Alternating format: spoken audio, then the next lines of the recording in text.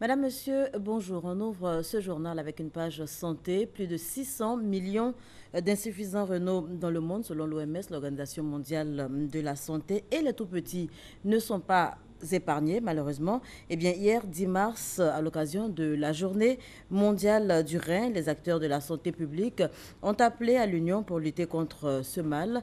La Société ivoirienne de pédiatrie a mis un point d'honneur à l'occasion sur la sensibilisation. Doigt de laser. L'insuffisance rénale aiguë ou chronique. Cette maladie, considérée comme un tueur silencieux par la médecine, cause de nombreux décès dans le monde. Plus de 600 millions de personnes souffrent de la maladie du rein, selon l'OMS, Organisation mondiale de la santé. Le taux de prévalence s'accroît toujours et risque d'atteindre les 17% au cours des 10 années à venir si rien n'est fait. Pour les acteurs de la santé publique, il est temps d'attirer l'attention de la communauté sur les conséquences de cette maladie. Des diarrhées, des angines maltraitées, des médicaments qui sont inadaptés à l'enfant et qui sont donnés à l'enfant alors que ce n'est pas la bonne posologie, peuvent entraîner une insuffisance rénale aiguë. S'il y a une malformation à la naissance, la bonne prise en charge de l'enfant peut lui éviter d'arriver à l'insuffisance rénale. 250 millions de francs CFA, c'est la somme à débourser pour la dialyse du rein. Un montant qui n'est pas à la portée de toutes les bourses. Même au niveau du suivi, au niveau même du régime alimentaire, tout ça, de la prise en charge effective en milieu hospitalier, c'est vraiment un problème. Celui dont le cas nécessite d'aller en Europe, qui n'a vraiment pas les moyens, il va impuissamment assister son enfant à mourir.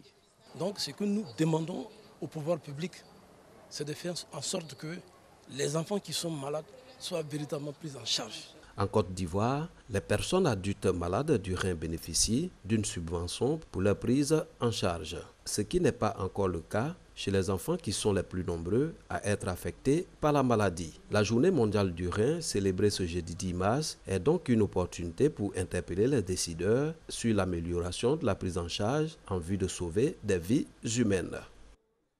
Et justement, à l'occasion de cette journée dédiée aux malades du rein, la présidente de la Fondation Servie a apporté son soutien aux patients. Henriette Konon-Bédié s'est rendue au chevet de quelques hémodialysés au centre d'hémodialyse de Cocody. Compte rendu, Salimata Dia et Alexis Oudraogo.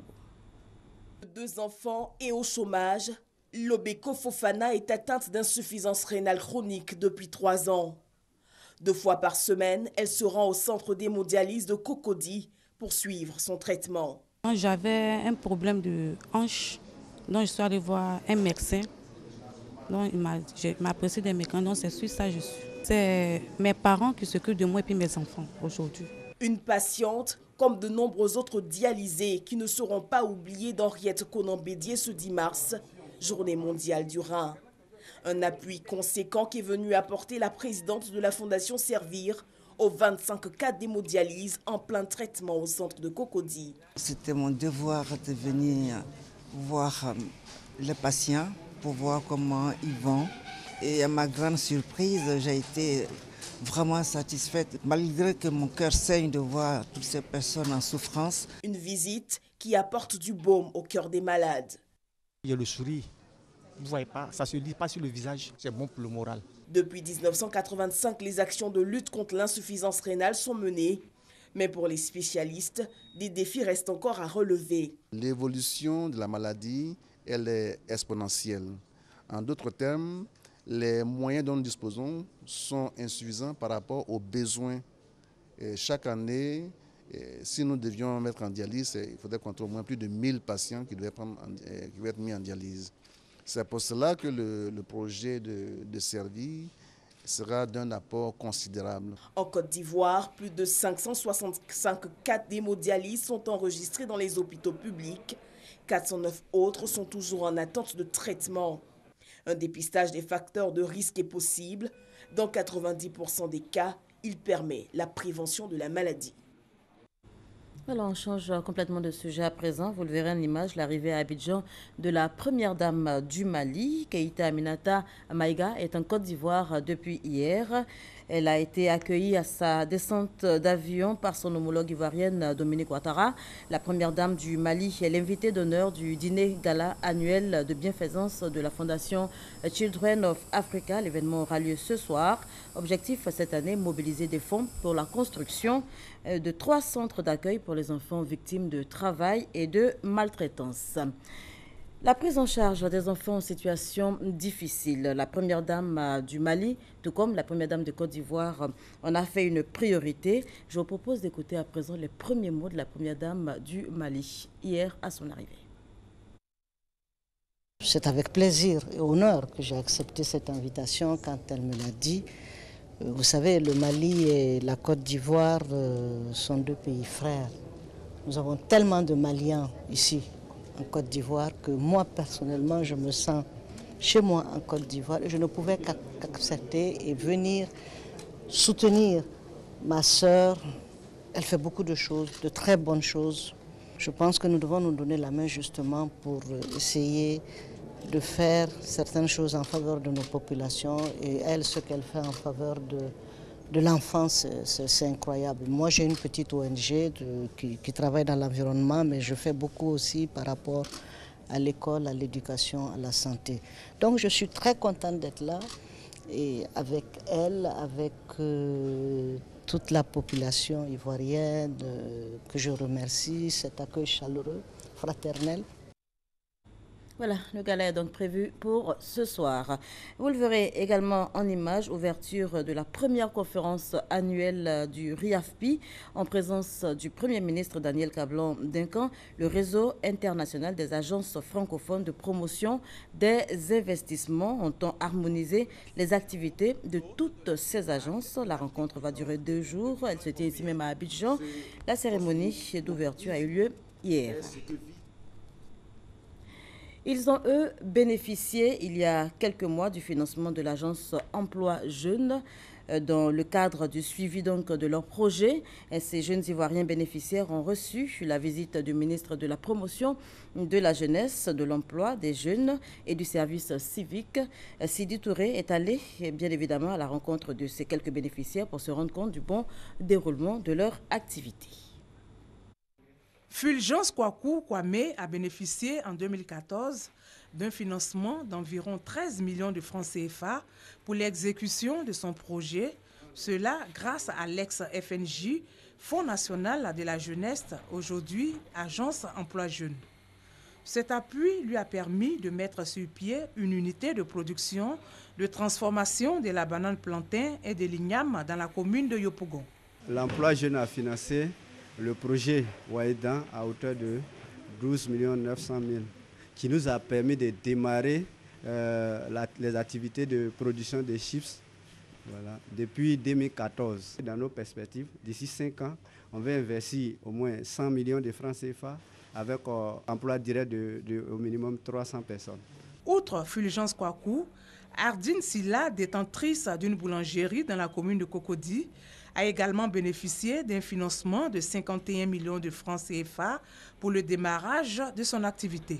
Vraiment, j'exhorte toutes les personnes qui ont des projets d'aller vers l'agence Emploi Jeunes pour pouvoir avoir l'appui du gouvernement. Dans le cadre du suivi des projets financés par l'agence Emploi Jeunes, le ministre Sidi Touré rend visite aux bénéficiaires.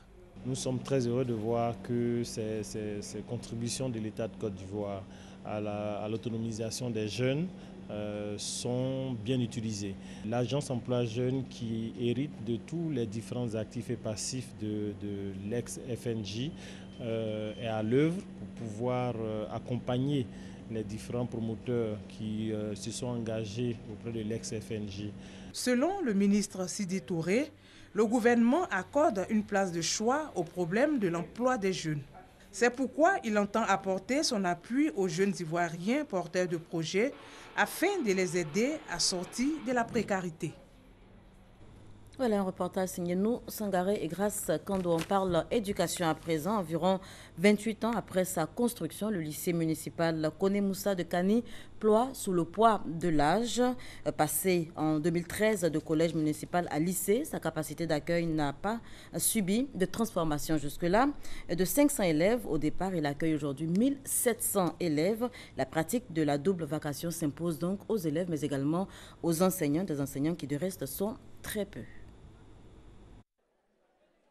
Cours du lycée municipal Kone Moussa de Kani. Nous sommes au-delà de la récréation. Ces élèves attendent simplement les autres apprenants pour avoir accès aux salles de classe. Cette situation s'applique aux élèves de la 6e, de la 5e et de la 4e de ces lycées depuis cette année scolaire 2015-2016. Le nombre de classes pédagogiques augmente alors que les infrastructures d'accueil, notamment les locaux, ne suffisent plus. Pour que la 6e D bénéficie de son quantum horaire hebdomadaire, il va falloir mettre des heures à 13 heures. À 13 heures, il fait très chaud. Transformé en lycée en 2013, aucune infrastructure n'a été réalisée pour l'augmentation de la capacité d'accueil. Conséquence, effectif pléthorique avec pour corollaire l'application de la double vacation. Il fait chaud, des fois nous sommes obligés de venir à 13 heures. Les heures ce n'est pas les heures que les élèves doivent avoir pour venir à l'école. On vient à 14 heures pour des cours dans des salles où il n'y a même pas d'aération. Il fait très chaud et les enfants n'arrivent même pas à suivre. Ça joue sur le rendement scolaire. Pour les cours d'histoire et de géographie et les mathématiques, seulement 2 enseignants par matière pour 29 classes pédagogiques. Il y a 26 heures pour 4 niveaux avec 12 classes. Vous voyez que déjà c'est vraiment suffisant et puis bon, ça ne peut pas rendre le professeur performant. Les 80% des élèves sont issus des villages et campements environnants. Des élèves qui parcourent 4 à 7 km pour avoir accès à l'éducation. L'absence des cantines scolaires constitue un frein à leur épanouissement scolaire. Si la cantine est là, ça va soulager même ses parents et puis ça va soulager ces élèves-là qui ne seront pas obligés de sortir les midis, aller chercher de quoi se nourrir en ville et revenir faire les cours. Et puis ça va créer un environnement favorable, propice aux études. Les autorités administratives, éducatives et les élus locaux se battent pour la construction de nouveaux bâtiments. L'année prochaine, avec l'arrivée massive des 6e, nous aurons 32 classes pédagogiques. Si les professeurs, les 40 professeurs qui sont là ne peuvent pas encadrer, selon le ratio, ce déficit va se creuser davantage et le problème va se poser avec beaucoup plus d'acuité. Le collège municipal Kone Moussa de Kani a été construit en 1988. Il compte aujourd'hui 1700 élèves encadrés par 40 enseignants et un seul éducateur. Voilà, Soro Corona et Kwado Kame, Jean-Daniel de Dieu de RTI Waké signait ce reportage. On parle culture à présent. Le Massa 2016, vous le savez, a ouvert ses portes samedi dernier pour les refermer donc demain, 12 mars. Avec Serge Coléa, je vous invite à présent à la découverte de cette danse dite des hommes panthères. Il s'agit d'une troupe traditionnelle qui nous vient du village de Liabo, c'est dans la région de Zokubwe. Ils doivent leur participation au Massa à la première édition de la Semaine des Arts et de la Culture organisée en 2014 à Boaké. Ce jour-là, l'authenticité de leur rythme, l'originalité de leur tenue vestimentaire et autres instruments de musique ont séduit le public et le ministre de la Culture et de la Francophonie.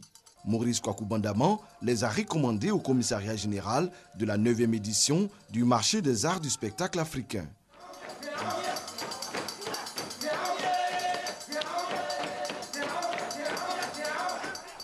Entrés en scène ce mercredi 9 mars, les hommes panthères du Liabo n'ont pas failli à leur tradition.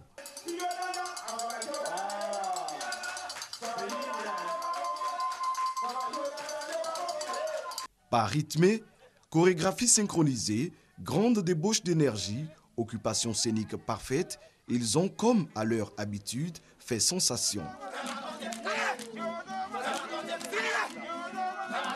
La danse des hommes panthères du Liabo, c'est toute la dextérité et l'aisance gestuelle des danses patrimoniales des peuples niambois de la région de Zokubwe qui s'expriment. Cette troupe entend propulser la culture ivoirienne à travers la 9e édition du Massa, le marché des arts du spectacle africain. Un Massa qui leur ouvrira certainement les portes du grand festival en Afrique et pourquoi pas hors du continent.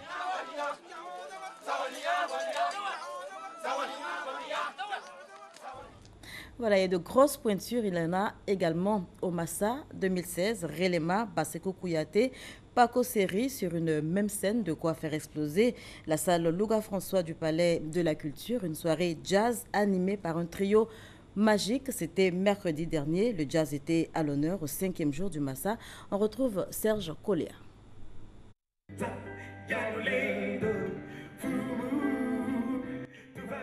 Balou canta Freddy Massamba sous la direction du Relema pour annoncer les couleurs de cette nuit du jazz, du gospel, de la soul, mais toujours avec des airs de rumba, ces rossignols venus du Congo ont tout donné.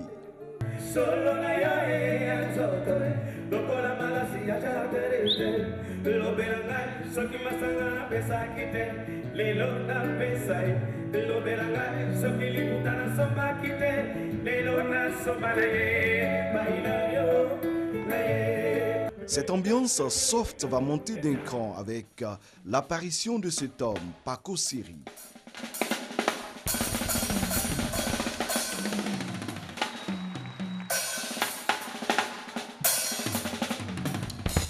Déjà fort applaudi en solo, Paco Seri est accompagné des Six Soul, son groupe, tout simplement phénoménal.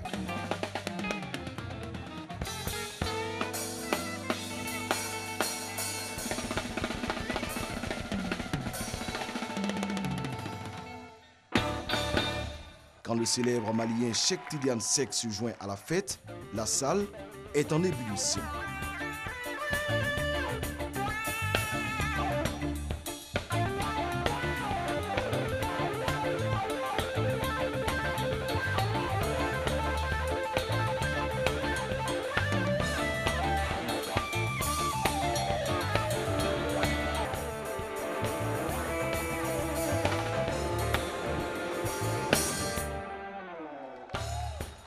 Bien d'autres artistes ont animé la scène jusque tard dans la nuit. Voilà, et puis cette information pour terminer, la date du second tour de la présidentielle au Niger est maintenue au 20 mars prochain. L'opposant Ama Amadou sera bel et bien de la partie. Il sera donc face au président sortant Mamadou Issoufou. C'est ce qu'a annoncé en tout cas son avocat. Vous vous souvenez certainement que Ama Amadou est emprisonné en ce moment pour une affaire de trafic d'enfants. Vous vous souvenez certainement également que l'opposition qui le soutient avait annoncé la suspension de sa participation au processus électoral dénonçant des fraudes. Voilà qui met un terme à ce journal. Prochain rendez-vous de l'information, 10h.